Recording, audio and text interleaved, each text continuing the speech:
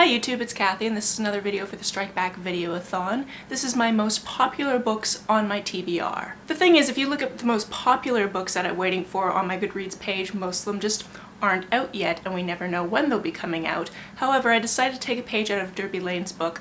I just saw her video where she did this and I thought it was brilliant, so I figured I would do it too. What she did is she went to her Goodreads and she went to the books that she hasn't read yet that she owns, and she ordered it based on the amount of ratings it's received. Not if it's the most popular rating, but how many times people have rated it. And when that video ended, I kind of went to my Goodreads and started doing the same thing, and before I knew it, I had a list of 10. Although I must say she is much more organized than I just have like to be read, and currently reading lists going, where she actually has a list for the things she owns, and I just had to do it from memory. Without further ado, number 10 on my list is A Complicated Kindness. All I know about this is a celebrated Canadian author, and there was a point where I was like, I should really read more Canadian authors, so I have this. Haven't picked it up yet. Don't actually know what it's about. Number 9 on this list is The Painted Girls. I picked this up, I'm pretty sure, at the Times Colonist book sale, which I basically call Book Christmas, because you can go in with 20 bucks and come out with 20 books, basically.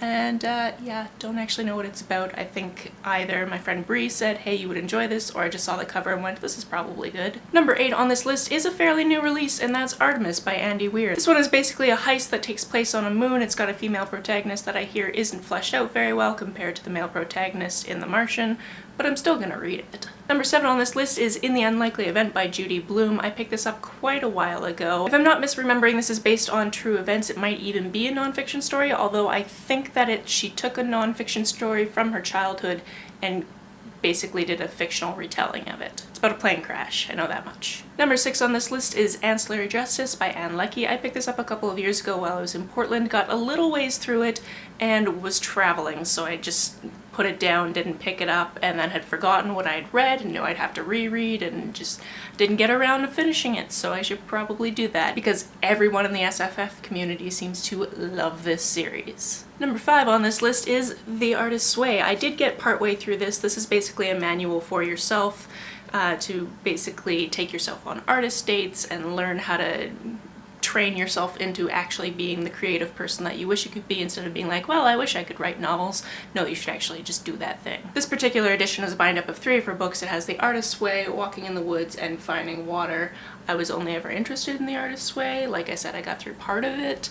I don't know if I'll pick it up again. It's one of those books that gives you homework, and if you don't necessarily want to do the homework, you don't feel like really reading the next chapter. Number 4 on this list is another one I got at that huge book sale, and it's Reconstructing Amelia. I just thought the title was interesting. I don't actually know what this is about because I like to go into my books without knowing much about the plot. Number 3 on this list is Americana by Chimamanda Ngozi Adichie. I did read some of this, and then while I was reading it, my roommate noticed it on my bedside table and went, Twitter's pretty mad at that person right now for being a TERF, a trans-exclusionary radical feminist. So I went and looked at some of the things she was saying, and it just kind of turned me off of picking up the book again. This was about a year ago. I should probably get back into it, but... Number 2 on this list is something I accidentally picked up in large print, and that's I Am Malala. Obviously, she has had an extraordinary life, and she's still very young, and she's still having that life, and I wanted to know more about it, which is why I picked this up, but haven't actually read it yet. And the number 1 book on this list was not at all a surprise to me. That's In the Name of the Wind by Patrick Rothfuss. I haven't read this or the second book yet. I kind of want to read them when the 3rd book is announced and close to being published so that I don't have to do a reread. Because everyone I've talked to, as soon as they finish this one, they've wanted to pick up the second one. As soon as they've put down the second one, they want the 3rd one to exist. It doesn't yet. And I just don't need that stress in my life. So I'm waiting, just hoping that it'll be announced with an amount of time that lets me get through these chunkers, because it's very thin paper and these are very thick books. And there you have it, the 10 most popular books that happen to be on my Goodreads to read profile that I just haven't gotten to yet and happen to own. It's a heavy stack. How about you? Are any of these books on your TBR, or have you read them? Let me know about it down in the comments below. On the way down to the comments, if you hit that subscribe button, that would be very nice of you. You can like and share this as you see fit, and I will see you next time. Bye!